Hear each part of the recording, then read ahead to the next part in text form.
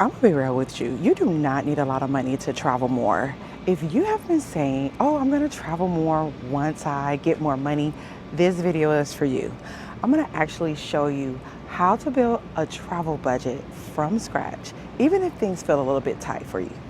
My name is Chev. I am a travel agent, and I've also paid off over $30,000 worth of debt, all while still finding time to travel. On this series, Travel More with Less Money, I will be intentionally teaching you how to plan out your money and your trips so you're not just working, paying bills, and scrolling other people's vacations. Today, we're starting at the beginning, how to build a travel budget that actually fits your real life. I remember that season when everything was just bills, work, paying off debt. Travel felt like this luxury thing for other people. What changed for me is when I stopped saying I can't afford this and start asking myself, how can I just plan for this? So first step is I want you to pick one real trip. Not I want to travel someday, but actually say I want to go to Mexico in June, or I want to go to Cartagena next spring. Once you pick that, we're going to go ahead and give it a rough number. Let's say your flights are about $600, your hotel stay is about $400, food about $300, activities maybe $200. Then we're just going to go ahead and add in the miscellaneous stuff for like $100. So roughly that trip will be around $1,600. It does not have to be perfect. The goal here is just to give your dream a price tag so your money has a destination.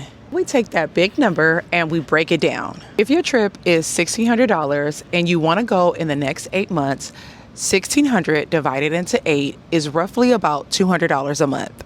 Now, instead of saying I can't afford travel, the question is, how do I come up with the $200 for my travel fund? What does that look like? So that can look anything like cutting back on DoorDash orders, maybe going through all of your subscriptions, the ones that we don't use. We all have those subscriptions that we don't use. Cutting back on those subscriptions and canceling them, maybe taking an extra shift at work. Don't have to do everything all at once. Just start replacing I can with how can I. Now on to step 3, give your travel fund a home. We don't want that money floating around in our checking account. With my credit union, I had a travel savings, which will be $50 a month. So bi-weekly, that will be $25 a month. So that's just a little example. We don't want our money to be floating in our checking account because we're doing like monthly transactions. We want that travel fund to be totally separate from the things that we'd have to do on a monthly basis. My suggestion will be to set up an automatic payment for $25 a week, or if you're getting paid bi-weekly, you can set that up at $50 every other week.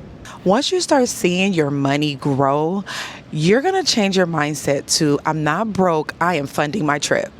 So that's how you start. Pick one real trip and give it a number. Step 2, break that money down into a monthly plan.